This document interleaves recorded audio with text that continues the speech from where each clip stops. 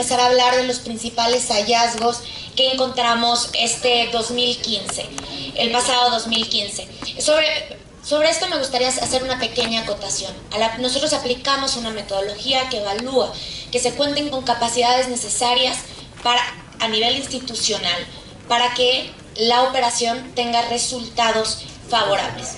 Dentro de estas capacidades, una de ellas es capacitación, también gestión institucional, tecnologías de la información, normatividad. Vamos a empezar un poco con este análisis hablando de los principales hallazgos que encontramos en capacitación. Si bien es cierto que la capacitación y el desarrollo de competencias y habilidades es necesario y fundamental para que exista una verdadera operación de los operadores y que se respete con esto los derechos humanos, también es cierto que hubo una gran cantidad de recursos invertidos. Si podemos ir a la siguiente diapositiva, por favor. Una gran cantidad de recursos invertidos de 2010 a 2015. Y aún con un incremento de más del 280% del 2010 a 2015 de los recursos invertidos, tenemos que la mayoría de los esfuerzos de capacitación se dieron de manera aislada. Sigue existiendo un gran rezago en la capacitación. A diciembre de 2015 faltaba capacitar 271,000 operadores a nivel nacional. Es aproximadamente el 80 y tantos %. Es decir, después de haber invertido casi 484 millones, esto nos deja, por supuesto, con una necesidad de cambiar el rumbo de la capacitación y empezar a hacer no esfuerzos aislados de capacitación, sino esfuerzos programáticos integrales que tengan un seguimiento. Y es por esto que se vuelve fundamental contar con un servicio profesional de carrera. El servicio profesional de carrera para todas las instituciones. Poderes judiciales, podemos decirlo que tanto a nivel federal como a nivel estatal, son aquellos que ya lo tienen, por decirlo así, instaurado. Si bien existen en leyes y reglamentos y están contemplados estos servicios profesionales de carrera para las instituciones tanto de seguridad pública como de procuración de justicia, también lo que es cierto es que no están de manera homologada y no brindan estos beneficios que den una permanencia, un desarrollo y condiciones laborales que le permitan un ascenso al personal que ingresa. Y por supuesto que esto, ¿qué va a significar? Una buena inversión. Si los recursos que se invierten son para capacitar a personal que está dentro de un servicio profesional de carrera, entonces la capacitación va a tener los beneficios y un impacto directo. Desafortunadamente, lo que sucede es que muchos de estos puestos o nombramientos de los propios operadores existe una gran rotación por cuestiones políticas, que ya un poco también analizaremos el impacto de estas cuestiones en los esfuerzos en otros ámbitos de capacitación. Entonces es necesario este fortalecimiento del servicio profesional de carrera. Sabemos y lo tenemos muy claro que el gran pendiente que existe de capacitación es la policía. Tenemos un rezago de aproximadamente el 88% de policía restante por capacitar. El estado de fuerza de estatales y municipales, hablando de policía preventiva. Y el policía es el primer eslabón en esta cadena de investigación y en todo el proceso penal. Es un área que necesitamos fortalecer, pero también fortaleciendo el servicio profesional de carrera a nivel estatal, a nivel municipal, y que realmente se le brinden condiciones óptimas y se dignifique a la policía, y no solo se le culpe por la falta de trabajo que hace cuando es una carencia institucional y no necesariamente de la persona o del policía de a pie. Entonces, uno de los principales hallazgos es que necesitamos enfocarnos al fortalecimiento de los servicios profesionales de carrera que estén realmente operando. Y por otro lado también es medir la calidad de la capacitación. No es suficiente decir que se han dado 13 cursos o 44,000 cursos o se ha capacitado a 270,000 personas. Es qué calidad tiene esta capacitación. En CIDAD, justamente en uno de los esfuerzos que realizamos para la integración de hallazgos y en otro de los proyectos de investigación, realizamos una evaluación, siguiente por favor, a la conclusión de que de nivel general el operador que mejor desempeño tenía era el juez, después el Ministerio Público y después la defensa. Dentro de estos, la defensa privada tenía un desempeño más deficiente que la defensa pública. La defensa pública superaba en una escala de 1 al 5 al menos por casi un punto porcentual la participación en audiencia a nivel de calidad. ¿Esto qué nos quiere decir? Que a nivel de calidad estamos fallando. No solo tenemos un rezago alto en cuanto a la capacitación, sino la capacitación que estamos brindando no tiene los efectos deseados. Y aquí, justamente en estos puntos, nos vamos a dar cuenta cómo todas las capacidades de las que hablamos, de las que les mencioné al principio, para que las instituciones pudieran operar, están interconectadas. Al evaluar la calidad en la operación, nos encontramos que una de las principales deficiencias probablemente no estaba vinculada directamente con la capacitación, sino con los controles de gestión y la propia administración que se tenía dentro de las instituciones. Por ejemplo, aquí tenemos la tabla de cómo se ve la diferencia en la participación. Tenemos juez, Ministerio Público en un tercer lugar y defensa por encima en un segundo lugar.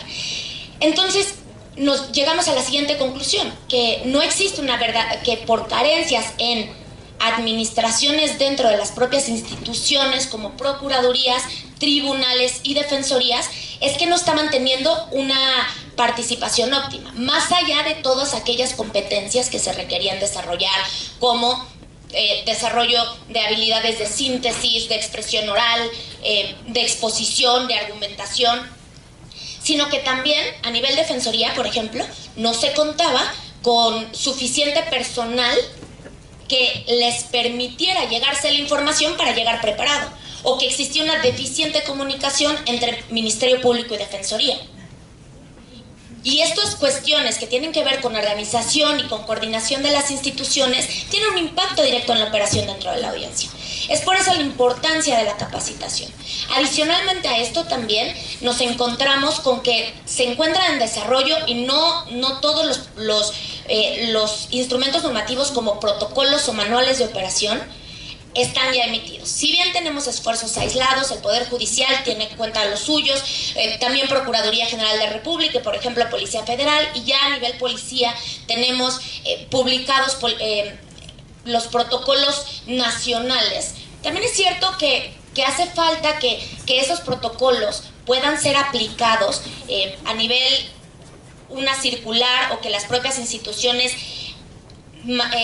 determinen la manera en la que cada institución los va a aplicar. Y también hacen falta algunos protocolos. Si no se cuenta con estos protocolos y manuales de operación, también poco va a servir la capacitación. Y la capacitación también tiene que estar enfocada a estos instrumentos normativos que van a dar de manera detallada y precisa la operación de cada uno de los operadores y la propia coordinación dentro de sus instituciones.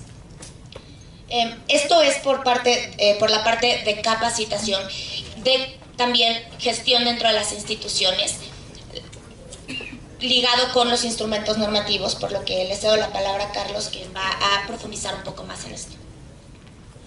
Hola, muy buenos días a todos. Bueno, la siguiente, por favor. Siguiente. Bueno, yo les voy a hablar un poquito sobre cuál ha sido el marco legal de la reforma. Recordemos que a partir de la publicación de la reforma constitucional del 18 de junio de 2008, iniciaron 33 procesos simultáneos, paralelos, que a distintos ritmos fueron asegurando la implementación de este sistema. Y básicamente esto también implicó una diversidad de leyes, tanto de códigos procesales de corte acusatorio como de leyes de justicia alternativa y leyes de ejecución de sanciones penales, muy distintas, porque cada entidad empezó a publicar todas estas normas. Y aunque en principio todas estas normas decían apegarse a los principios del sistema acusatorio como estaban establecidos en la Constitución, la verdad era que habían diferencias y divergencias muy notables entre todas estas normas. Entonces esto, afortunadamente, a partir del año 2013 y con la reforma al artículo 73 llegó a su fin, por medio de facultad del Congreso para expedir leyes nacionales en materia tanto de procedimientos penales como de justicia alternativa y de ejecución de sanciones penales. En el año 2014 se publicó finalmente en marzo el Código Nacional de Procedimientos Penales y en diciembre de ese mismo año se publicó la Ley Nacional de Justicia Alternativa, que fueron instrumentos muy positivos para el proceso de implementación de la reforma porque pusieron fin a estas divergencias que existían en la forma de adoptar los principios constitucionales y porque hasta cierto punto significaron un impulso, un reimpulso al proceso de implementación de la reforma. Hubiera sido deseable que estos instrumentos normativos, que el código se hubiera publicado desde 2008, probablemente el proceso de implementación hubiera sido totalmente distinto si se hubiera contado desde el principio con una normatividad única que homologara la forma en la que se procura justicia en este país, pero finalmente no se dio en esa época, llega 6 años después y esto implica pues muchos ajustes para las instituciones, tanto en temas de capacitación, porque las capacitaciones se estaban dando de acuerdo a sus códigos procesales locales, como en temas de reorganización institucional. Siguiente, por favor. Lo que provoca, aunque es positivo esta publicación de leyes nacionales, lo que provocó es una simultaneidad de sistemas procesales, que es lo que ahora estamos viendo en el país. Cada entidad ya contaba con su código procesal de corte acusatorio y entonces esto significa que para el 18 de junio de este año 15 entidades van a estar operando 3 sistemas procesales de forma simultánea. El sistema tradicional, sus códigos procesales de corte acusatorio locales y el código nacional. El resto de las entidades estarán operando dos sistemas simultáneamente. Y esto, bueno, hemos hecho un cálculo y a nivel nacional serán 80 sistemas procesales distintos los que estarán coexistiendo y operando de forma paralela. Y esto no solo tiene implicaciones normativas, también tiene implicaciones en la forma en la que operan las instituciones, porque esto significa que tanto procuradurías como poderes judiciales van a tener que destinar áreas específicas para que se hagan cargo de ir desahogando todo el rezago de los sistemas procesales anteriores. Entonces va a ser un desafío lograr esta transición porque van a tener que destinar tanto personal como recursos que se hagan cargo de ir finalizando estos asuntos pendientes. Siguiente, por favor. Ahora, en el tema de la armonización normativa, esta se tiene que analizar en 2 niveles. Como ya existían códigos procesales de corte acusatorio locales, se tiene que analizar en 2 niveles. El primero, que tiene que ver con el avance en relación con la cantidad de normas publicadas necesarias para operar el sistema penal acusatorio, con independencia de si esto se lleva a cabo con el código local o con el código nacional, y después un segundo nivel de análisis que tiene que ver con la armonización normativa ya necesaria para operar el código nacional. Y en este sentido lo que encontramos, siguiente por favor, es que para marzo de 2016, 24 de las 32 entidades ya cumplían con todo el avance normativo necesario para operar el sistema penal acusatorio y 22 de las 32 entidades cumplían con la armonización normativa para operar con los requerimientos del Código Nacional de Procedimientos Penales. Siguiente.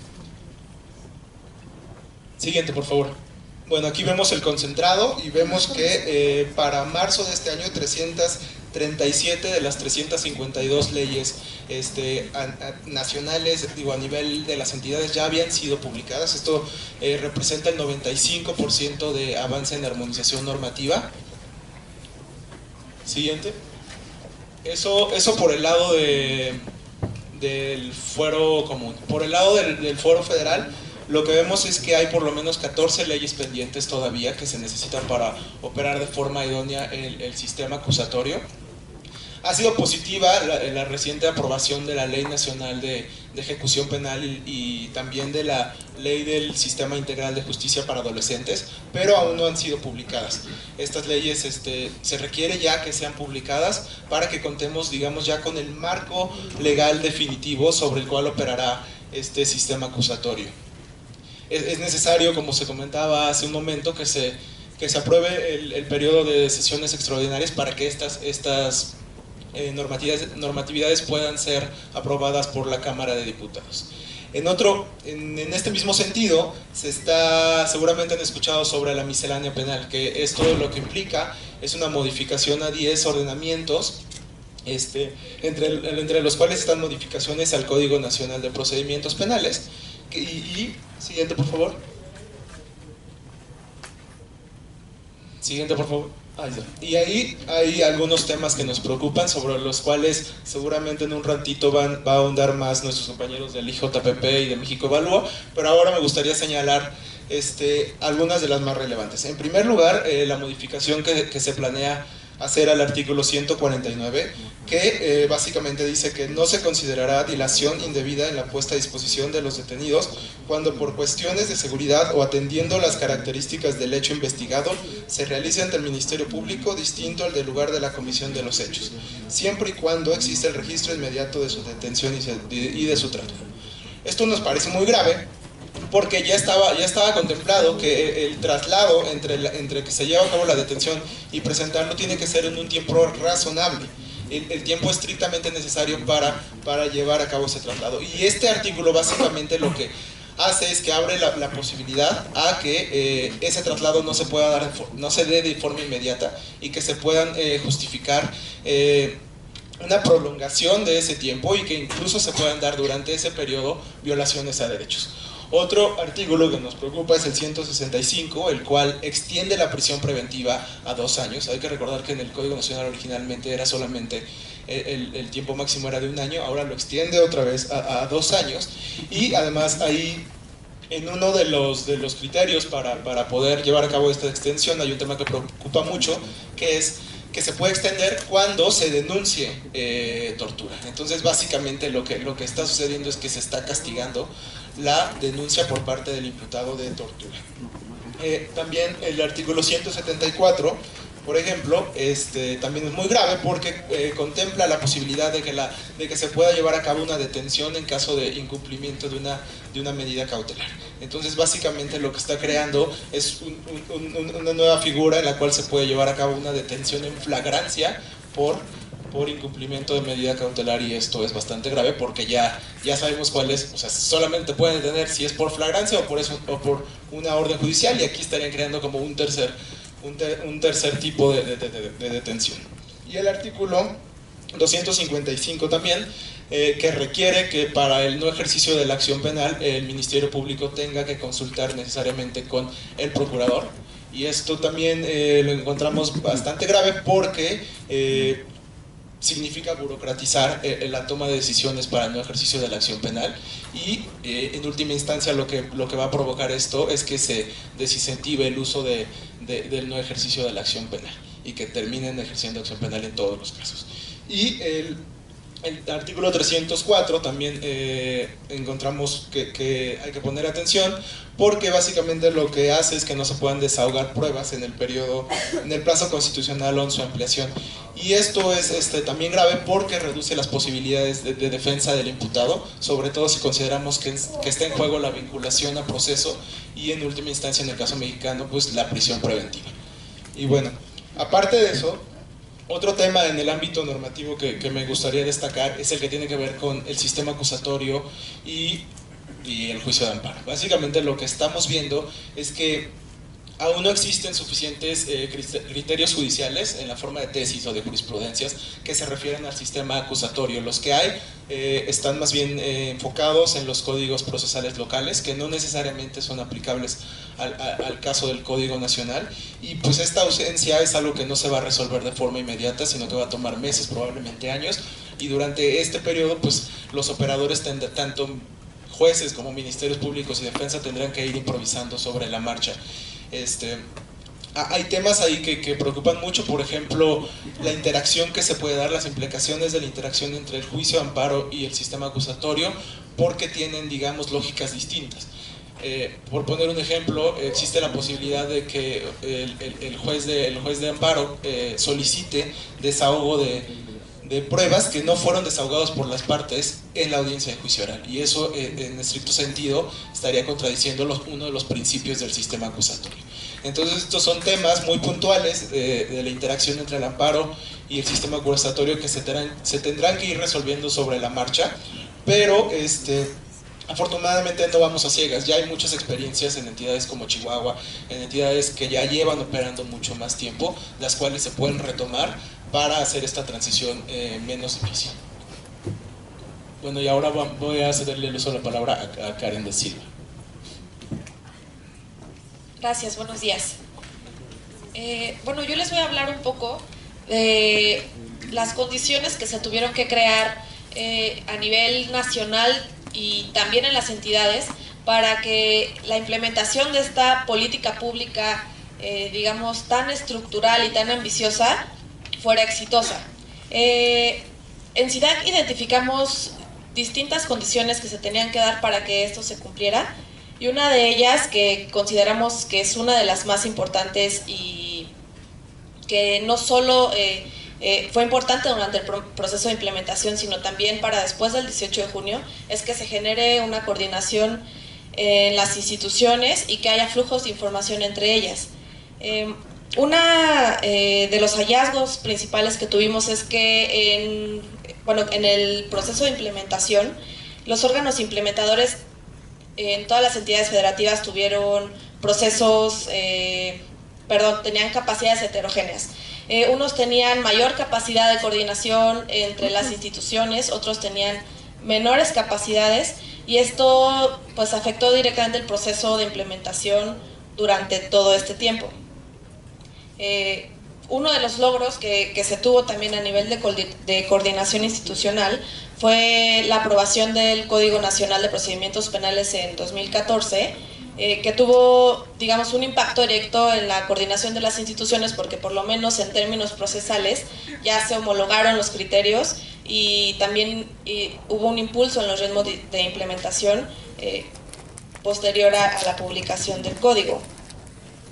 En términos de coordinación y flujos de la información, también encontramos que durante todo el proceso de implementación hubo retos y desafíos, tanto a nivel institucional como a nivel nacional, y era que no se crearon políticas públicas integrales que tuvieran un seguimiento desde el inicio hasta el final.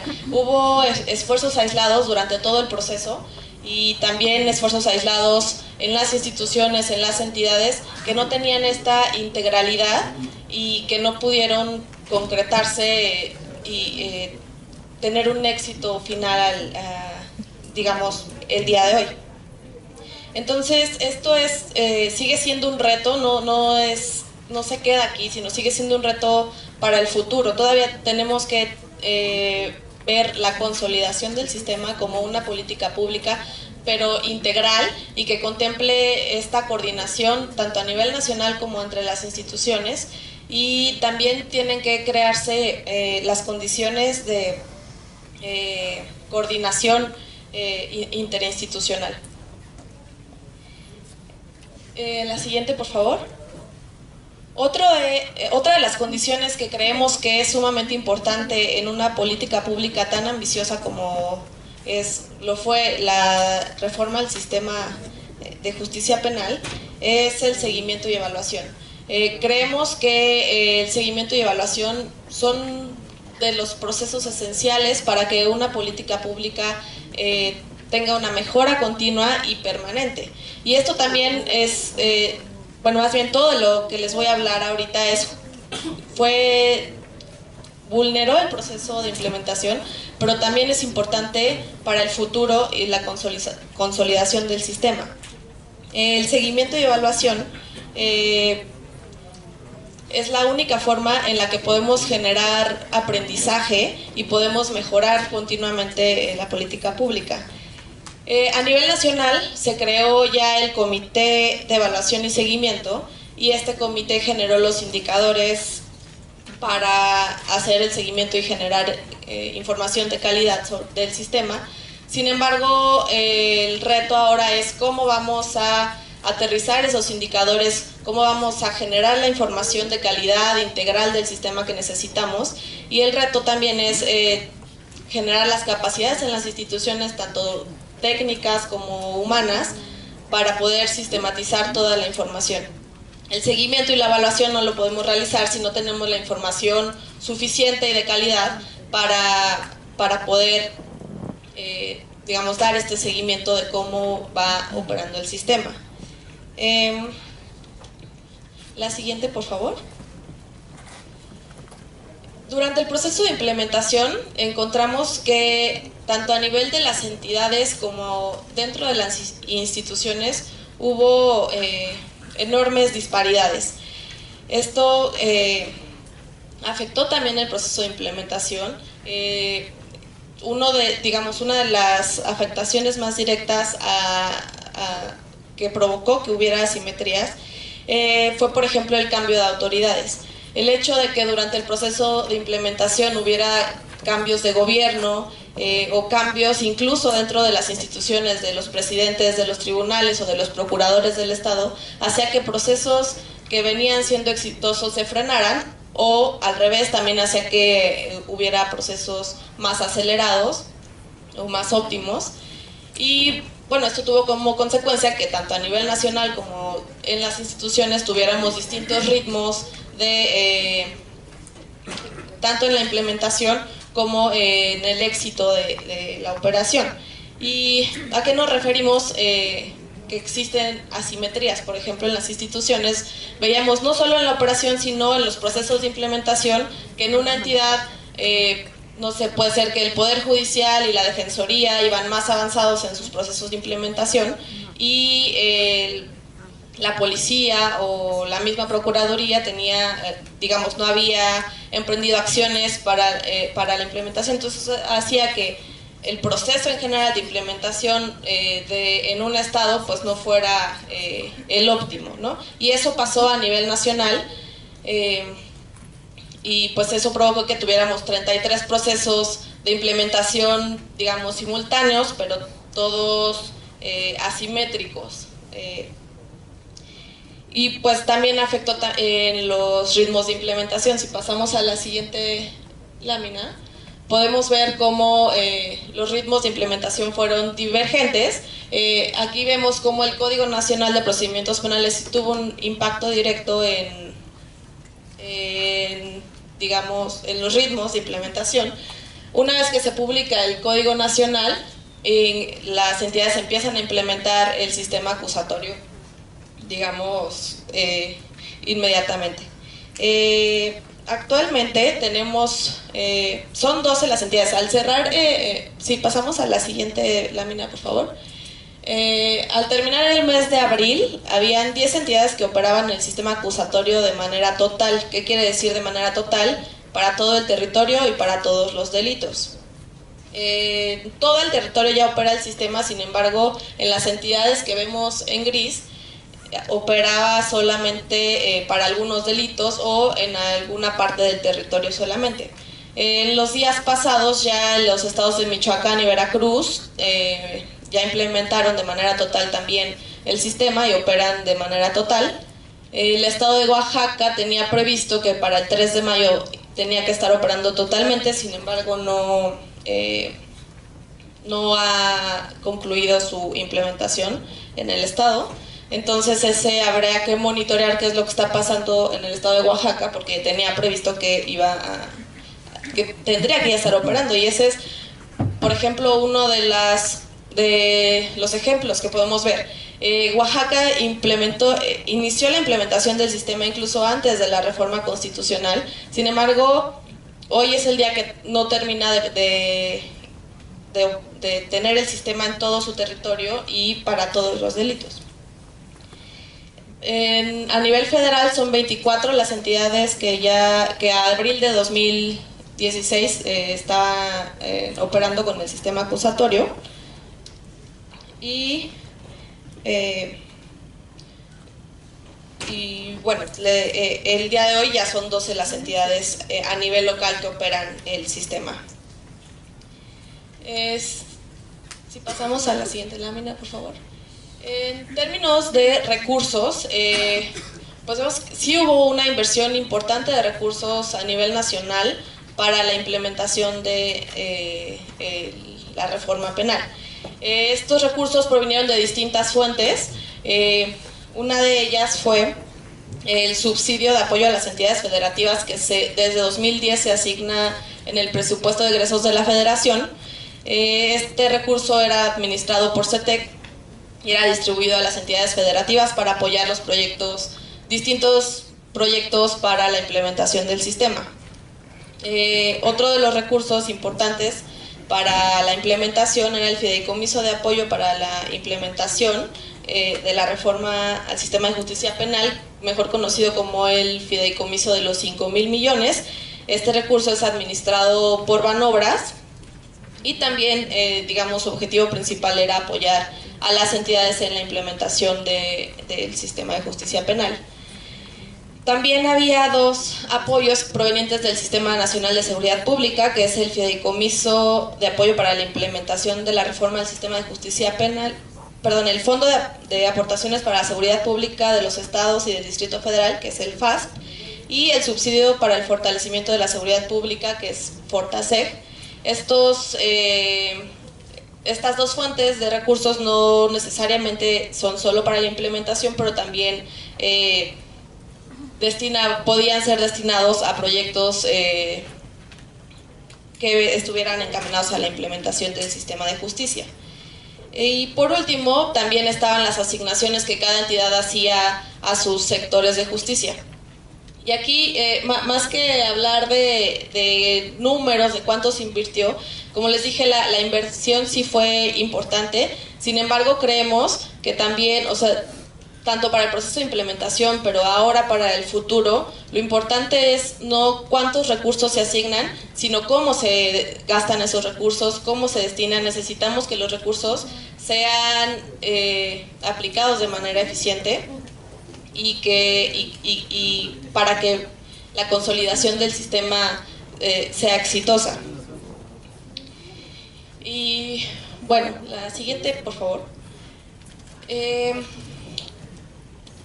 De lo que ya hablaron mis compañeros y lo que les acabo de platicar yo, encontramos que durante el proceso de implementación hubo demasiadas fallas y deficiencias que nos llevan a que hoy todavía tengamos riesgos y retos que, de no atenderse, afectarán la operación del sistema de justicia penal.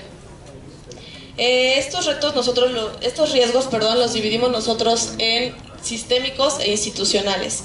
Los riesgos sistémicos son aquellos que afectan de manera general al sistema de justicia y que para atenderlos necesitan de acciones coordinadas de todas las instituciones del sector justicia. Los riesgos institucionales son aquellos que pueden las instituciones mismas atender para que no afecte la operación del sistema de justicia penal.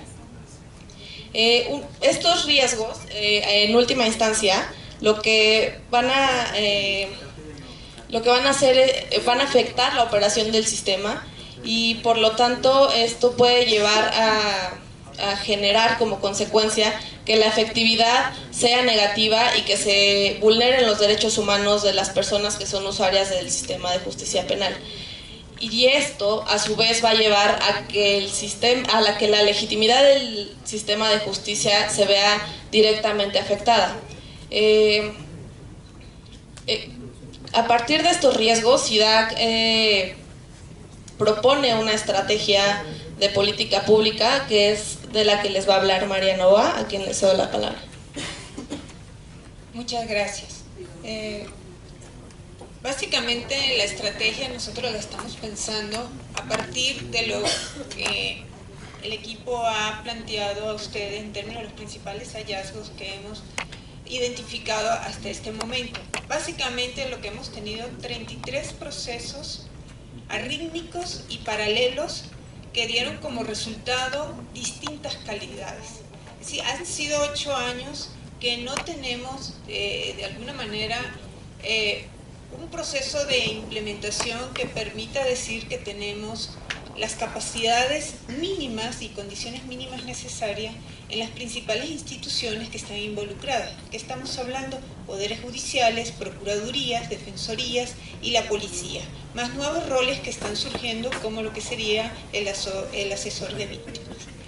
En ese sentido, lo que se ha visto es acciones aisladas y desarticuladas y que han tenido, por supuesto, poco impacto en términos de lograr estas capacidades entre las instituciones, que como señalaba Karen, estas instituciones tienen que tener capacidades simétricas, en el sentido que no podemos tener diferencias entre ellas en función de que de que no podemos tener una policía débil y un poder judicial fuerte, o una defensoría débil y una procuraduría fuerte. Tenemos que tener condiciones y capacidades más o menos homogéneas entre ellas para que puedan responder ya en la operación en términos de los resultados. Y esto es ahorita es muy evidente cuando vemos que muchos de los asuntos del proceso, porque un eslabón está fallando, como por ejemplo la policía como primer interviniente, esto afecta todo el proceso en los resultados que queremos obtener y los beneficios que queremos obtener. ¿En qué consiste esta estrategia de consolidación del sistema de justicia penal acusatorio que estamos planteando?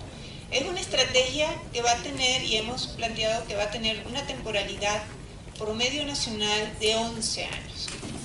Estos 11 años están llamando mucho la atención de cómo lo hicimos, cómo lo calculamos este ejercicio, cómo logramos obtener este promedio nacional de 11 años. Básicamente empezamos a trabajar a través de una métrica que establecimos cuáles han sido los ritmos de la implementación y los avances que han tenido las entidades federativas y cada una de las instituciones en todos estos 8 años. A partir de ahí, pues ahí establecimos una proyección en tiempo hacia adelante de cuánto le estaría llevando a cada una de las entidades federativas lograr tener estas condiciones y estas capacidades óptimas para lograr los resultados. Y ahí vimos, por supuesto es un promedio nacional que son 11 años, pero vimos desde estados que pueden llevar hasta 40 años a estados que en un año ya tendrían las condiciones óptimas, o 2 años, para lograr que el sistema funcione. A partir de esto, bueno, nos tomamos, y creo que no está fuera de la realidad, cuando vemos cómo ha sido este proceso en otros países, ¿no? Y donde inclusive lo vemos mismo, aquí mismo en México, por ejemplo en el estado de Chihuahua, ¿no? Ha sido un proceso que ha llevado su tiempo y que de alguna manera, por ser un proceso que requiere una transformación tan profunda de las instituciones, es un proceso que tiene que ir en avance, pero por lo menos sí tener una orientación clara hacia dónde va. Y es ahí donde nosotros estamos planteando esta estrategia para esta consolidación. Y esta estrategia tiene 3 ámbitos. Un ámbito sectorial, sí pensamos que aunque es un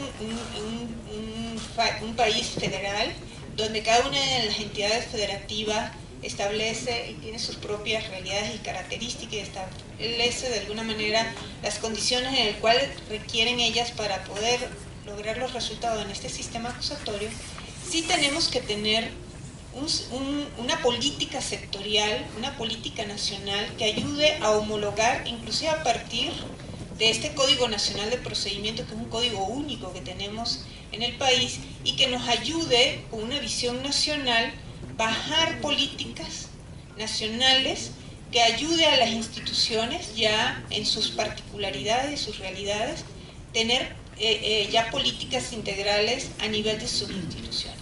Obviamente esto implica de ir de lo sectorial a lo institucional y a cada una de las entidades federativas, es tener un proceso de coordinación efectivo y por supuesto un proceso de seguimiento y evaluación que ayude a lograr homologar. Homologar es muy distinto a unificar, que es la última tendencia que hemos tenido a partir del 2014, cuando se aprobó el Código Nacional. Se empezaron a establecer ciertos lineamientos vamos a decir, desde la coordinación nacional, pero que esto lo que trató es de hacer de unificar, sacaron protocolos únicos, unificados, sin saber las condiciones reales que tenemos en cada una. La idea es tener ciertos lineamientos, ciertos estándares con un marco de mínimos, donde después cada una de las instituciones, a partir de su realidad, lo va ajustando, y es ahí donde empezamos a homologar las políticas y las vamos bajando a nivel de cada una de las instituciones. Entonces aquí requerimos coordinación, flujo de información y por supuesto voluntad política de lo que sería este ámbito sectorial hacia el ámbito institucional. Después, si vemos el ámbito institucional, aquí es básicamente establecer políticas públicas integrales. Ya no podemos seguir en acciones aisladas como por ejemplo la capacitación. ya la capacitación tiene que estar en una política institucional que ayude desde el ingreso, el reclutamiento del operador hasta inclusive su salida de la institución. Es decir, tenemos que establecer sistemas de servicios de carrera que ayude a darle sostenibilidad a este proceso en el tiempo. Y lo hemos visto. Vemos que capacitamos y después estos operadores pasan por un proceso de control de confianza donde ya la capacitación se perdió si estos operadores ya no pasan estos sistemas de control de confianza. Y así sucesivamente. Entonces vemos que toda esta cantidad de operadores que han sido capacitados, y cuando vamos a ver cuáles son los operadores que están operando, son totalmente otros operadores que no tuvieron esa capacitación. Entonces es donde vemos que estas acciones aisladas se van perdiendo en términos de la efectividad, del impacto que tienen que tener. Entonces tenemos que ir a políticas públicas integrales a nivel de las instituciones y por supuesto con un esquema de seguimiento de evaluación que nos ayude en el tiempo a ir haciendo la mejora continua en estas instituciones para ir logrando estas condiciones óptimas para un mejor desarrollo y funcionamiento de este sistema acusatorio. Y después tenemos otro ámbito que es el ciudadano.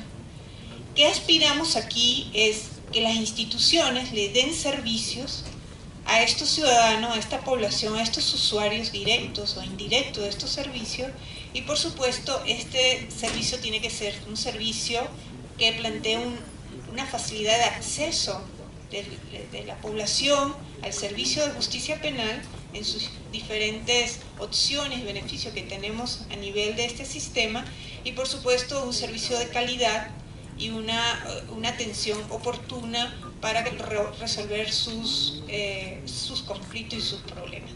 Y por supuesto la idea que tenemos a nivel del ciudadano al tener estos servicios es ir cambiando en el tiempo la percepción de la población sobre el sistema de justicia penal, y por supuesto aquí la idea es lograr la confianza del ciudadano frente a este sistema acusatorio y por supuesto lograr la legitimación del mismo. Entonces, si ven, si cruzamos lo sectorial con lo institucional, es un tema de coordinación, voluntad política y flujo de información. Si conectamos institución con ciudadano, lo que queremos es servicios con un verdadero acceso, conocimiento, calidad y oportunidad de esos servicios al ciudadano.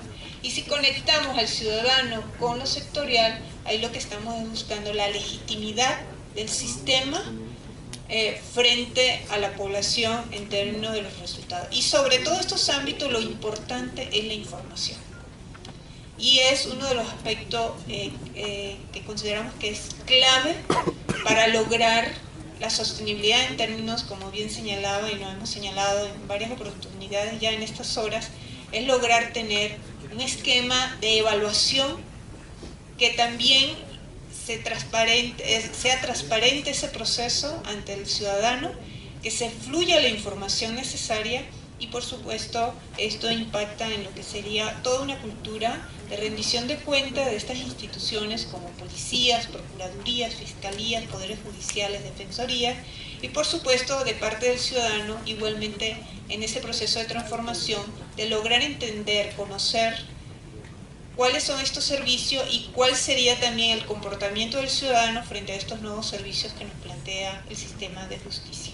Entonces, aquí esta estrategia la planteamos bajo de un supuesto, de un escenario, de que tengamos un marco normativo ya establecido, partimos de ahí que estas leyes, aspiramos que estas leyes, que estamos requiriendo, hay estos vacíos todavía legislativos, que nos ayuden antes de junio de este año, tenerlos para que los riesgos sean menores en ese sentido y logramos establecer esta estrategia y que sí efectivamente, si en estos 11 años, 10 años que tenemos por delante, logremos consolidar este sistema acusatorio en México. Muchas gracias. Tengo una presentación que lo que quiere hacer y lo que busca es tratar de dar a conocer el trabajo que realizamos desde la Universidad de San Diego y al mismo tiempo de que ustedes conozcan nuestro trabajo, nuestra investigación, poder comunicarles algunos de los puntos y de los hallazgos que nosotros hemos encontrado a lo largo de estos ya casi 15 años de trabajo del otro lado de la frontera. Si pasamos a la siguiente diapositiva, por favor. Mi presentación, no me quiero extender mucho, pero me parece importante dividirla en estos 4 puntos. Explicar en primer lugar quiénes somos y por qué hacemos lo que hacemos.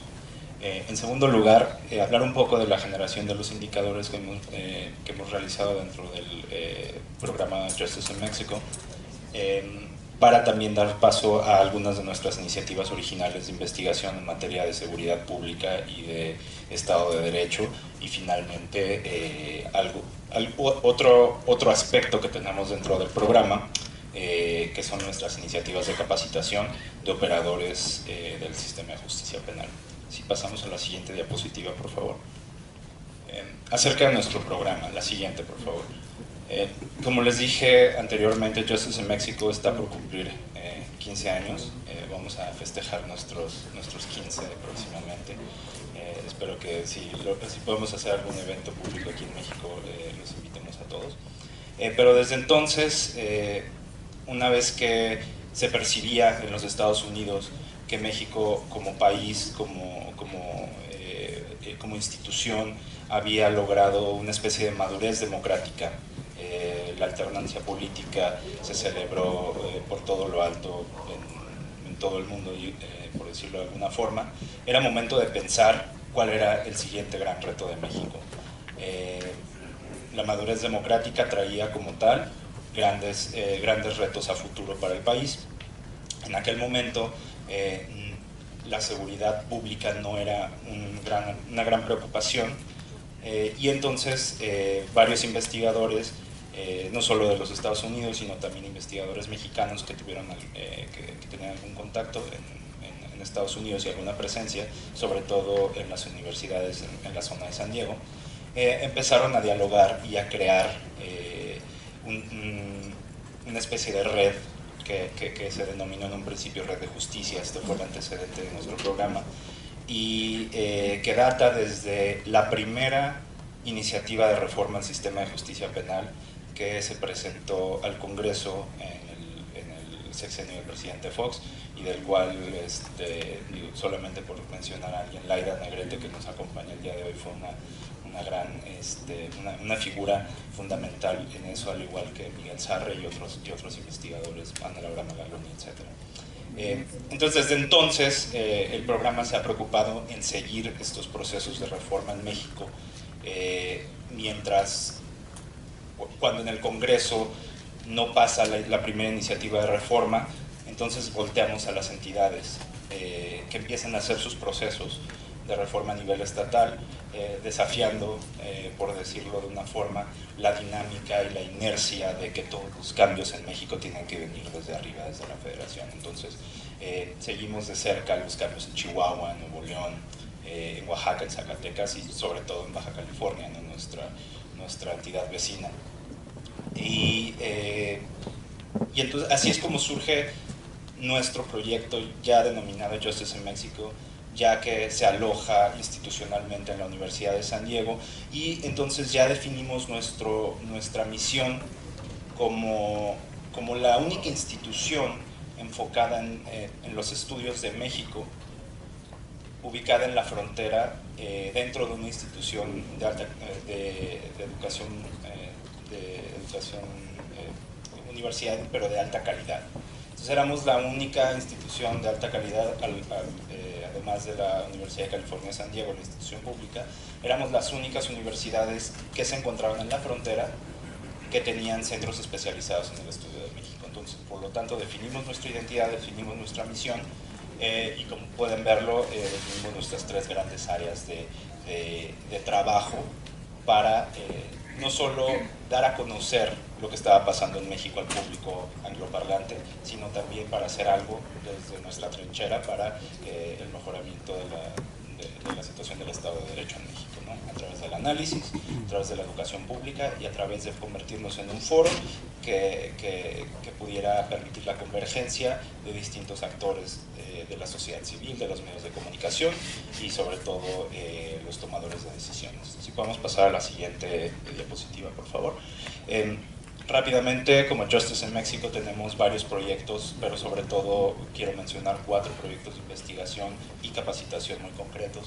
Tenemos el proyecto Memoria, que se encarga, que es una especie de observatorio de seguridad pública, que se encarga de recabar información en materia sobre todo especializada en delincuencia organizada y delincuencia en general, incidencia delictiva en México.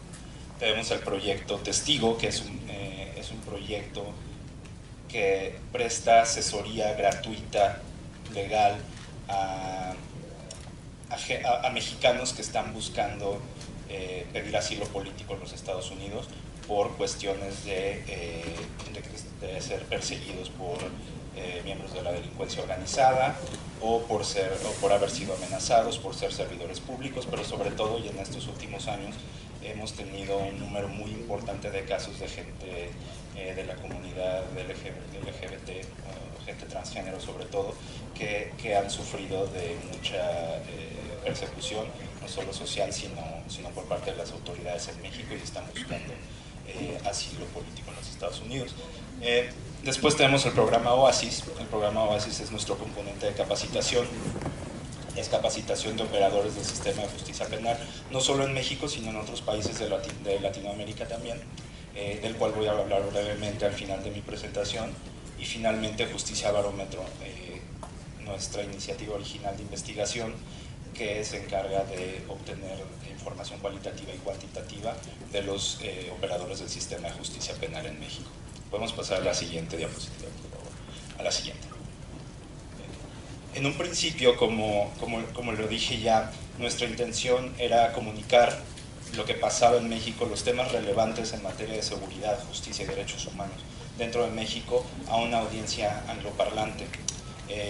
Para ello nos basamos en otras instituciones que estaban haciendo este trabajo tan importante, sobre todo, y quiero mencionar SIDAC. Siempre hemos seguido de cerca el trabajo de SIDAC y de alguna forma nosotros nos convertíamos como en el espejo de lo que hacían las distintas instituciones en México. Pero también, habría que decirlo, no toda la gente en Estados Unidos tiene el grado de entendimiento de México, de lo que pasa en México, y por lo tanto tampoco puede tener la disposición a entender y a estudiar a profundidad los temas de relevancia en México. Entonces nosotros quisimos generar una serie de indicadores que le permitieran al público norteamericano conocer la realidad de México de manera mucho más sencilla. Entonces nosotros nos enfocamos en el aspecto geográfico, también mucho siguiendo los primeros rankings que hacía SIDAC. Y de esta forma empezamos a generar la serie de mapas que nos permitían medir los niveles de implementación del nuevo sistema de justicia penal, entre una implementación parcial y una implementación total. De la misma forma que lo hace SIDAC, nosotros nos basábamos en todos los delitos en todos los distritos judiciales, y si no, si fuera por algunos delitos o solo en algunos distritos judiciales, serían una implementación parcial.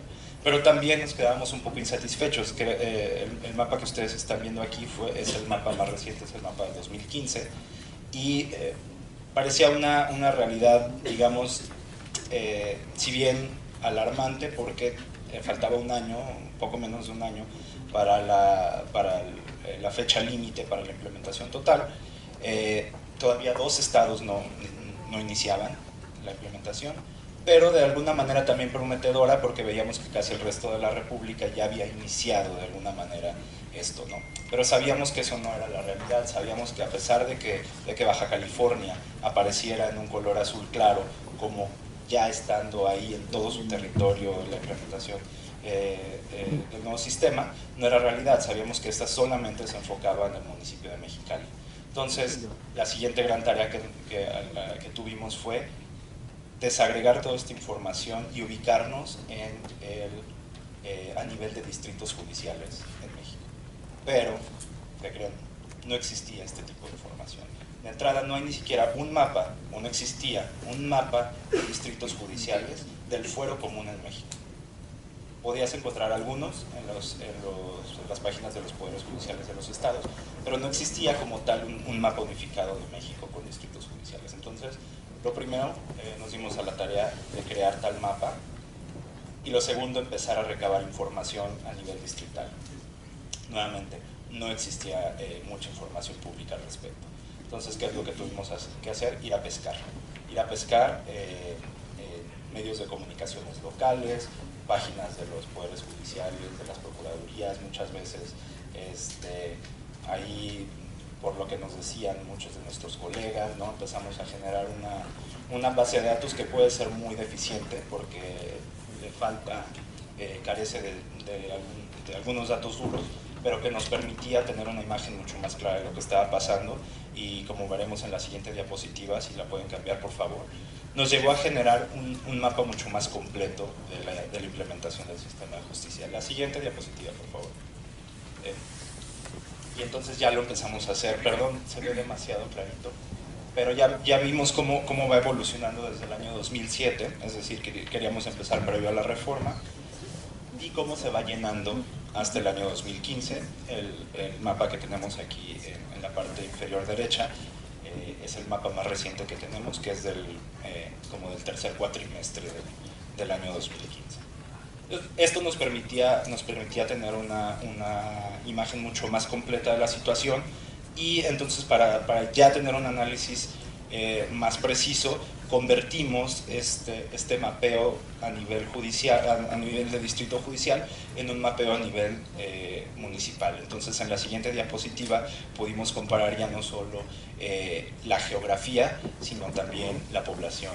En la siguiente diapositiva veremos cómo se ubica la población dentro del nuevo sistema de justicia penal. La siguiente diapositiva, por favor.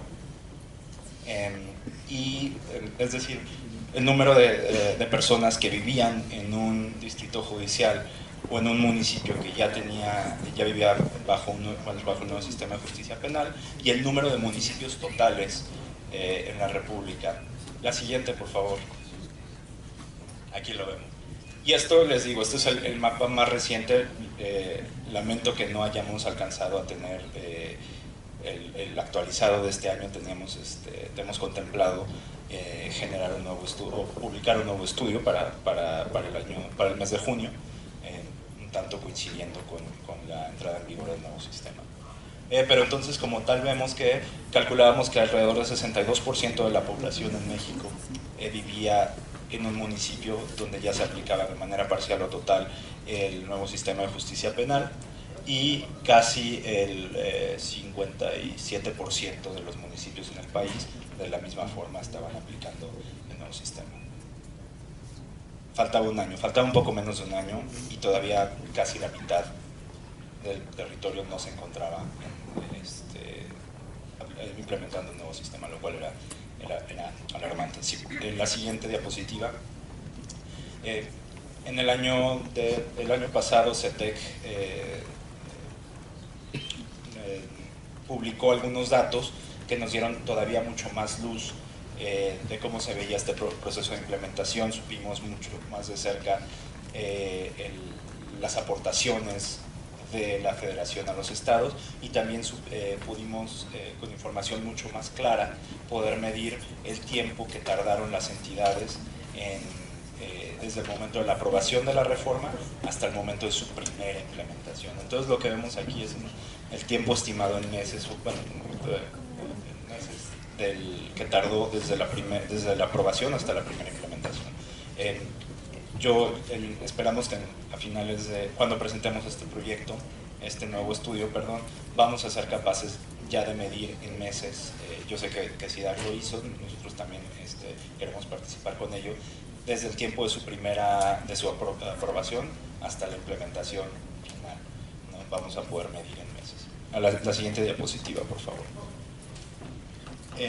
Toda esta información que les estoy comunicando forma parte de este estudio, el estudio que publicamos en octubre del año 2015, el cual se encuentra en inglés, pero si alguno de ustedes tiene interés, se encuentra para su descarga gratuita en nuestro sitio de internet, el cual proporcionaré la dirección electrónica al final de la ponencia. La siguiente diapositiva, por favor. ¿Cuáles son los siguientes retos que tenemos y parte de lo que cubriremos en nuestro siguiente estudio? Ahora nos toca ver la implementación a nivel federal. Por mucho tiempo solamente estuvimos hablando de la implementación en los estados, pero ahora nos toca también hablar de cómo se ve a nivel federal. Y el Consejo de la Judicatura Federal ha hecho un buen trabajo, debo reconocerlo, en publicar información y hacerlo de una forma muy comprensible y muy dinámica. Entonces, gracias a ello hemos podido seguir y medir un poquito más de cerca cómo se va dando ese proceso. Su meta, la meta que tiene el Consejo de la Judicatura y la Federación es efectivamente cumplir la fecha del 18 de julio, del 18 de junio, perdón, o 17 de junio, para aplicar el nuevo sistema de justicia en todas las entidades. Esto no quiere decir que en todo el territorio de cada una de las entidades, ellos lo han dicho claramente, simplemente contar con al menos un centro de justicia federal en cada una de las entidades. Ahora, dentro de cada uno de los centros de justicia federal existen distintos números de salas que van a estar operando. Entonces, esta medición que hemos hecho es en relación a las que se han planteado, se han puesto como meta, y cuántas salas en realidad se encuentran en operación al momento. Y desde el año 2009 hemos logrado de manera exitosa implementar 5 de estos estudios, encuestas a gran escala. En 2009 en la zona metropolitana de Guadalajara, en 2010 en 9 estados de la República, enfocados exclusivamente en jueces, defensores y ministerios públicos. En 2011, en uno de los momentos más difíciles en Ciudad Juárez, fuimos con la Policía Municipal de Juárez para saber, para conocer de primera mano cómo se sentían. En 2014, hace un par de años, en Tijuana, un estudio genial donde tuvimos casi un 90% de respuesta, lo que en ciencias sociales significa una relevancia casi absoluta. Y finalmente, y estamos en este momento conduciendo nuestra segunda encuesta nacional de operadores del sistema de justicia, enfocados en defensores, agentes del Ministerio Público y jueces, y en esta ocasión lo haremos en 11 estados de la República.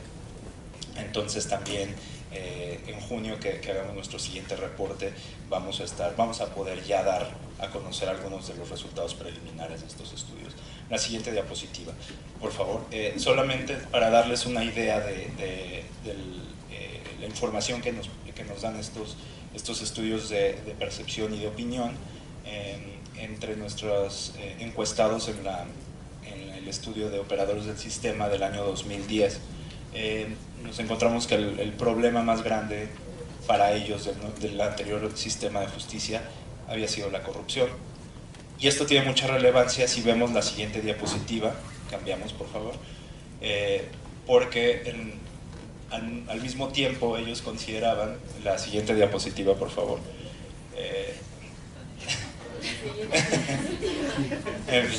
Bueno, yo les cuento.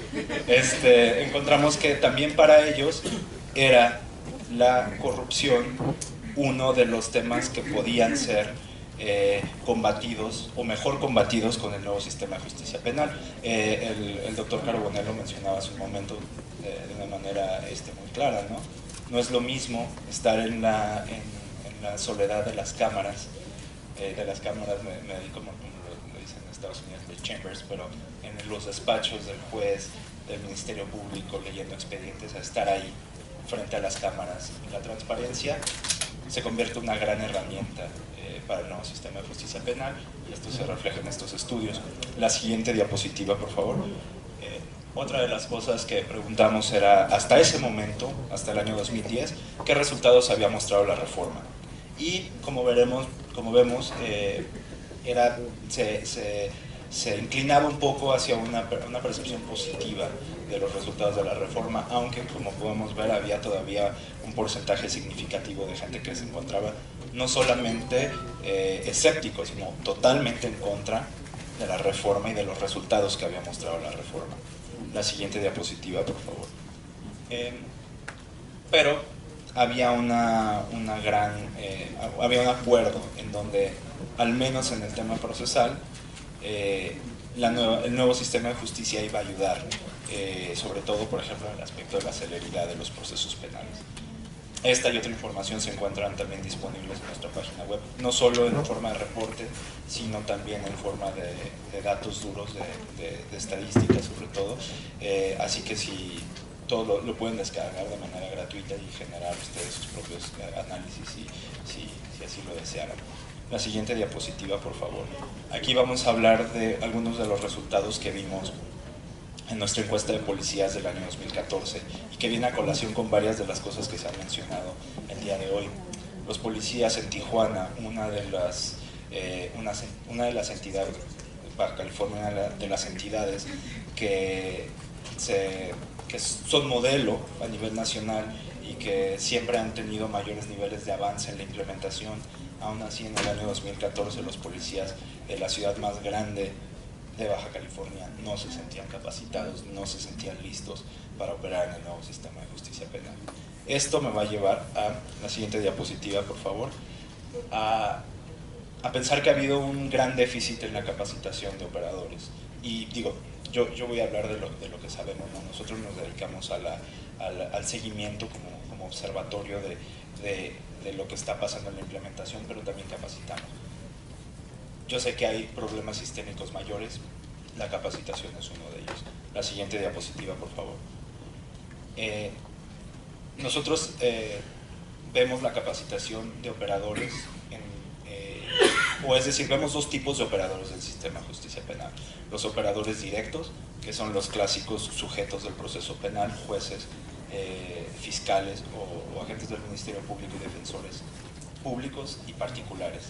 En México, como ya lo hemos dicho, ya se ha dicho una y otra vez aquí, se ha hecho hincapié en la capacitación del defensor público, más no del defensor privado.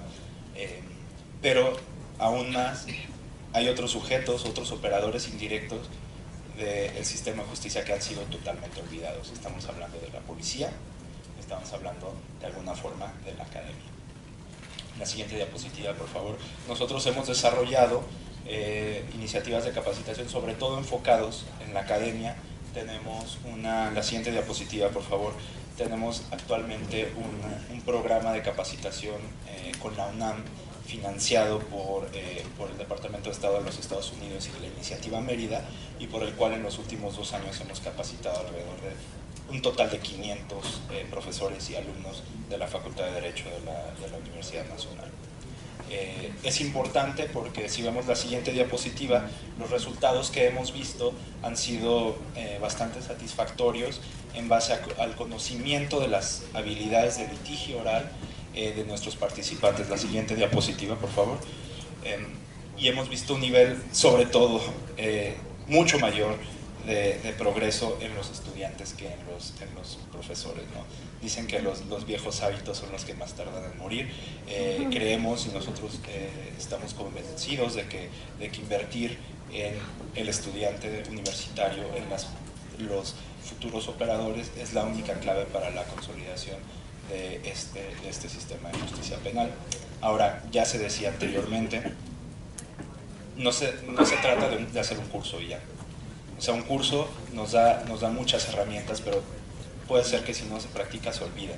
Y no se pueden aprender todas las técnicas, todo lo que se necesita aprender para operar dentro del nuevo sistema no se va a aprender en un curso. Entonces, creemos que es importante poner mucho énfasis en esta situación. Ya para concluir, pasamos a la siguiente diapositiva. Yo diría, bueno, ¿y cuando los transitorios nos alcancen qué? Bueno, pues aquí nosotros, en base a nuestra experiencia, nuestra investigación y el contacto que hemos hecho, ponemos ahí 5 temas, ¿no? Institucionalización, y esto lo quiero decirlo en palabras de mis compañeros de SIDAC que muy bien lo pusieron en el reporte de hallazgos. Y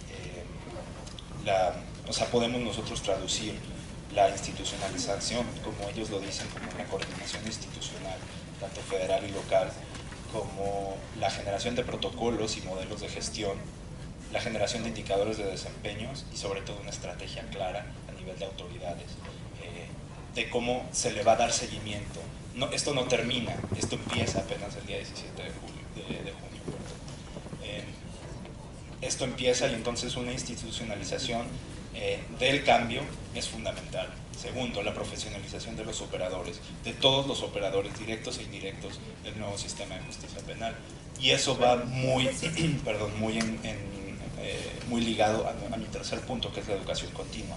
No solo tomar un curso, no solo que el Ministerio Público se capacite una vez, que lo manden a Estados Unidos, que lo manden a San Diego y hace un gran papel en nuestros talleres de litigio oral, pero después, en 2 años, en 3 años, debe haber un verdadero compromiso de educación continua, como lo dije, no solo en los operadores clásicos, sino también en los operadores indirectos.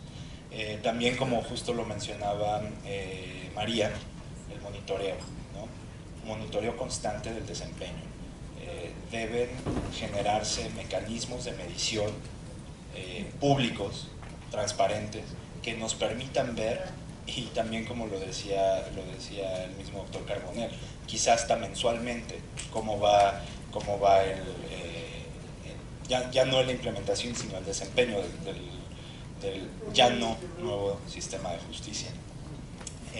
Y finalmente, apoyo, mantener el apoyo, incluso incrementar el apoyo de la federación a las entidades federativas. Nosotros nos hemos sido beneficiados por el apoyo internacional a través de la iniciativa Mérida, entonces en nuestro caso pues creemos que es positivo contar con ese apoyo porque nos ha permitido llegar a una población que no había sido comprendida anteriormente en los procesos de capacitación. Yo sé que, por ejemplo, sé que está aquí Alonso, que no nos conocíamos personalmente, pero él ha hecho un trabajo también muy importante dentro de Abarroy en la capacitación, y otros que no voy a mencionar, pero que han hecho trabajos muy importantes en ese aspecto. Y solamente quería concluir con una reflexión. Lo que está viviendo el país, lo que está viviendo nuestro país, México, se parece quizá un poco o mucho a algo que también experimentaron los Estados Unidos en la década de los 60. Quizá para ustedes ahorita, o para todos nosotros, sea difícil imaginar, por la imagen que tenemos de las películas, de los programas, de un sistema deficiente o que no funcione, pero la verdad es que antes de los años 60 el sistema en los Estados Unidos no era muy diferente a nuestro sistema de justicia tradicional. Y no fue sino hasta varias decisiones de las cortes americanas emblemáticas, voy a citar solamente 4 cronológicamente: Mapp contra Ohio, que lo que dice es que no se puede usar en la corte ninguna prueba que se obtenga de manera ilícita o de manera contraria a la Constitución. Eso en el año 61. O en el año 63, Brady contra Maryland, que dice que si la fiscalía encuentra cualquier tipo de prueba exculpatoria, tiene el deber de presentarlo en la corte, aunque sea en su propio perjuicio. O en el año 63 también, fundamental, Gideon versus Wainwright, donde por primera vez se establece un deber para la defensa pública gratuita. Y casi quizá el más conocido de todos nosotros, en el año 66, Miranda contra Arizona, donde sienta las bases del debido proceso de la detención, y como tal que es la primera base, el primer eslabón de un sistema de justicia transparente, eficiente. Todavía hasta el momento Estados Unidos se encuentra lidiando con crisis dentro de su sistema de justicia. 50 años después todavía no encuentran la fórmula. Por lo tanto, quizá eso nos puede servir a nosotros, no sé si de aliento o de desaliento, pero no es algo que lo vamos a lograr el próximo mes, en 37 días. Es algo que va a pensar y nos tardará quizá una generación. Muchas gracias.